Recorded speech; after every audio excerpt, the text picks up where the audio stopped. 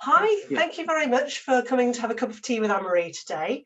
The students really appreciate hearing from real business owners, so it's a real treat to have some real insight into running your own business.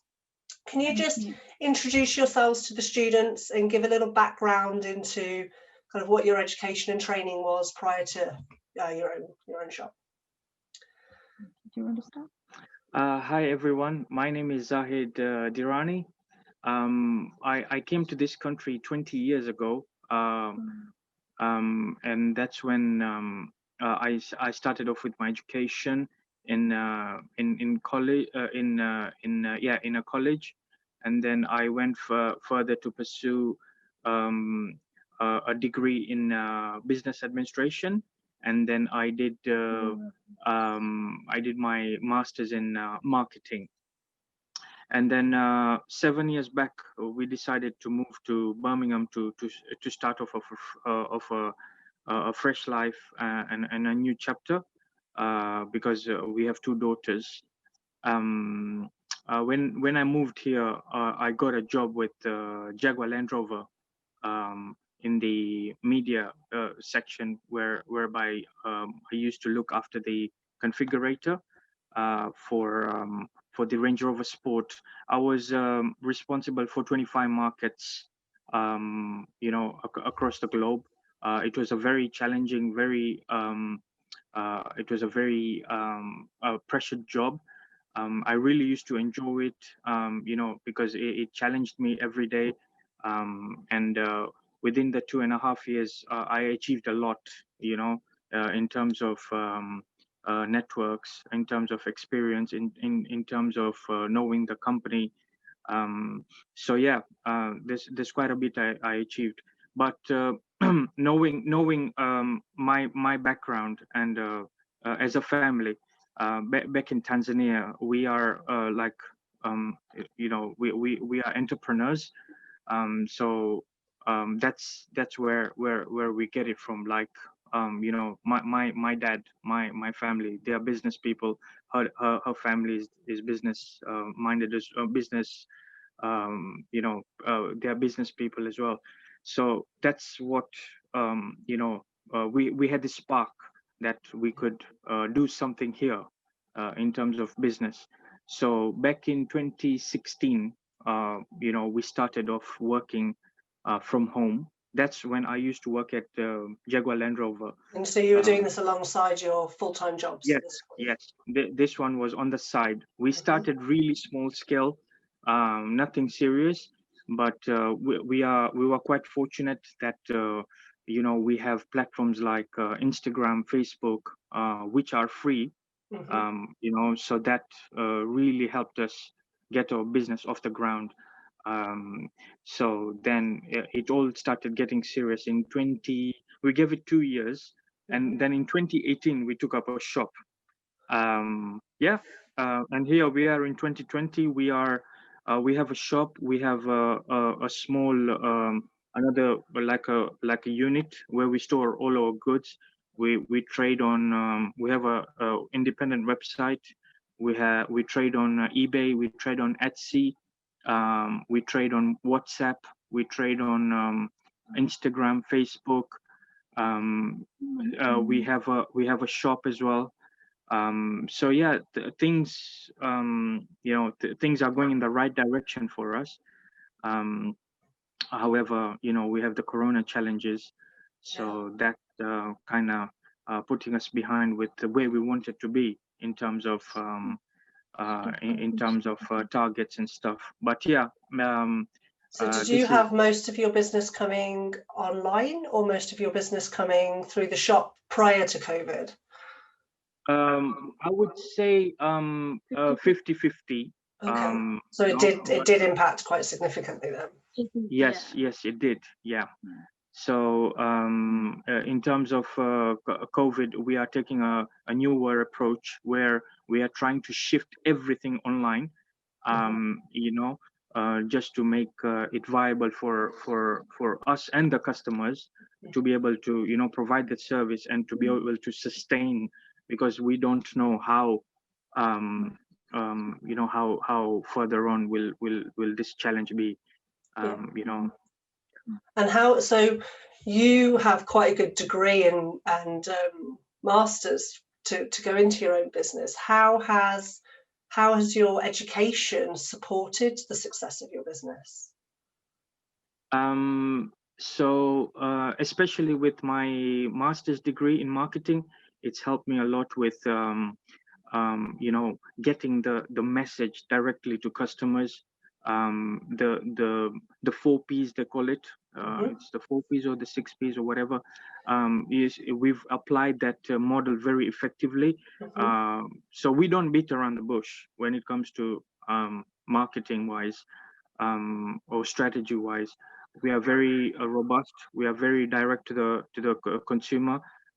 You know, so yeah, we always give out the positive message, and yeah, we try and source products that that are sustainable as well, that are affordable in this day and age. So yeah, very simple. We apply a very simple model to our business because you know, we just like to keep it simple, really.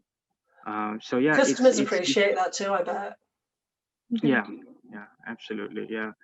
So yeah, it's just a very direct approach that we use in our strategies. Fantastic. So did you have any, you know, so 2 years ago you said you quit your full-time jobs and opened the shop. Yes. Yeah. What were there any fears that you had that about doing that, and what was the overriding driver for actually taking that next leap? Yeah, so hi, so just a bit about myself. My name is Shabistan and I'm from originally from Tanzania as well. And yeah, I came here about 15 years ago now. It sounds a long time now. But yeah, I came with a very different approach to him. So I was a very science person. So since little, my ambitions have always been different. So yes, my family had businesses back home. My dad is an optician, is an optometrist. So my dad and mom had different businesses. My mom was a business person, but my dad was an optician, and I took that path. And I came here and I did my degree, and I'm a qualified pharmaceutical technician. I worked for 8 years in a community pharmacy, and yeah, I decided to take a break after the 8 years, after I had my 2 little ones as well. And again, the passion, because I've been around my mom a lot and I've seen her working from home, being flexible around her kids. So I just thought that that could work with me, with having my little ones around as well. So yeah, so important, that balance, isn't it? Yes. So yeah, that took a big turn. And as Zahid said, that we started this 2 years ago. So I was still doing my job as well at that time, working and then doing this. And just an interesting point to make, that we actually started with 12 scarves. 12 products. Yeah. 12 scarves, Really? just 12 pieces, Yeah. and Physically 12 pieces. And because with scarves, they're quite multi-purpose, so they could be used as head scarves, neck scarves, sarongs, shawls, wraps as well. So we started with 12 scarves, and we sold those at a loss. Yeah, because so that was how we actually started. That really put us off, you know, that this idea is not going to work. It's not going to work. Especially with the limited cash that we had at that time. Yeah. So yes, sorry. Yeah. So the fears was that when Zahid called me in 2016 November. In 2016 October, I phoned her from the office. And this is the fears, going back to your question. She, okay, you understand. So Zahid told me that I want to give up my job and we can do this together and we can take this to another level. And my question was, how will we do this? You know, how will we Who's going to pay the bills? Exactly. Yeah. Who will pay the bills? Well, considering we had 2 daughters, you know, and we didn't have that much of a market as well. You know, we probably had 1 or 2 orders in 2 weeks maybe. Yeah, if we were lucky, then if we were lucky, then we had 3 to 4 orders. But at that time we were not on eBay. We just had our Walk-in website and customers, walk-in customers. literally, yeah. So I told Zahid who is going to pay the bills, and he just and he told me that if I'm coming in, then I'm putting in my hours, and I'm sure if I put in my hours, then we will see something out of it. So yeah, 2016 November, we went back to Africa to take a break for 2 to 3 weeks, had a break. And we came back and we had a fresh start. So Zahid started to work. At that time, we didn't have a place. So he started to work with me at home, and then both of us gave up our jobs at that time and tried to put on more time on the website. Again, we went down to sourcing our products. One thing that I was quite passionate about was um, bringing in stuff that's more like eco-friendly, skin-friendly, sustainable materials. So I was looking into all that sort of stuff, which gave us a USP. So we had unique products, as well as that had a lot of longevity as well. We looked into different platforms that we could sell. So we had eBay, we had our website, eBay, and then Facebook and Instagram was a big help, considering these are free platforms if they're used in the right way. That really gave us a big boost. So here we are today. Well, it's a big leap of faith then. So did you have any big lessons when you first started that kind of came in and you had to suddenly learn quickly to be successful? Yes, so especially working as couples, I'd say that, because no, but working as couples, I think it's hard. It's hard because you have your work life and you have your home life.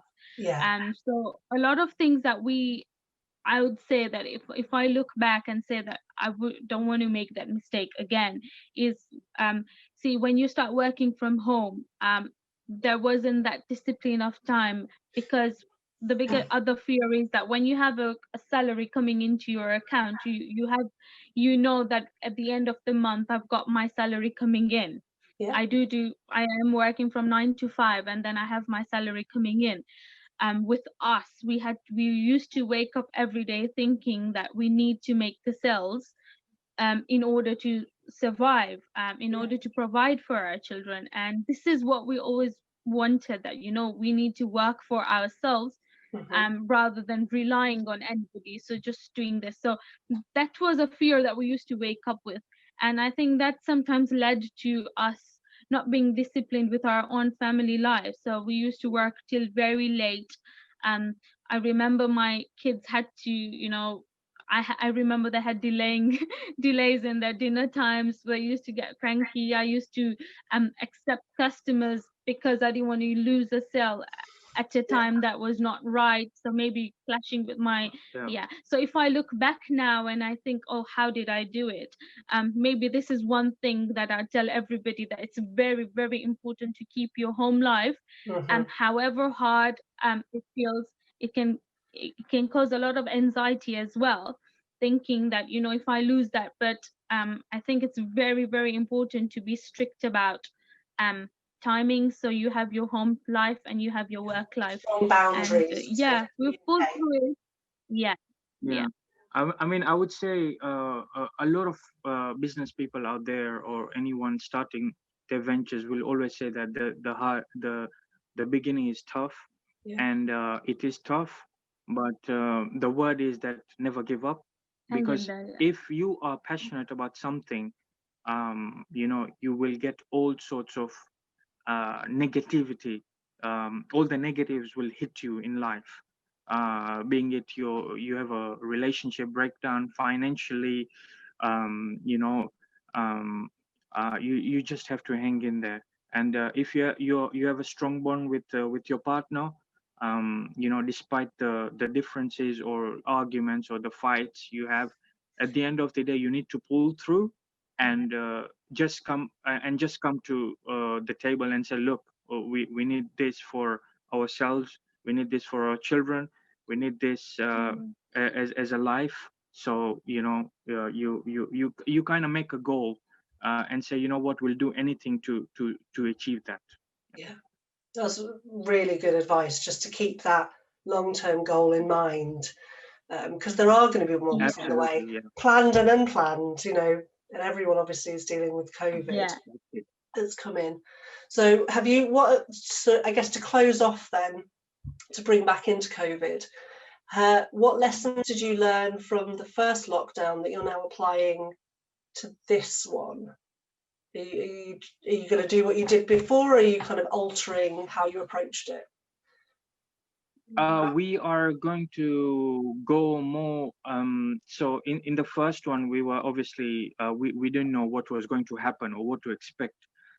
So we were partially ready, but with this one, we are better prepared because we know what's coming. So slowly, we are shifting all our products exclusively online, as well as click and drop services. So despite we have 3 to 4 platforms that we trade on, we are going to be more aggressive in terms of making the product available. Communication has to be more much smoother, more stronger. So yeah, we are well prepared for this one because we have the idea of what's coming, and yes, we have we have taken a different approach this time because we know what's coming basically. So yeah, we are ready for it. Yeah. Well, best of luck. I wish you every success for it. Thank you so much for taking the time today. The students are going to really appreciate hearing real life business insights. So thank you very much. I'll speak to you soon.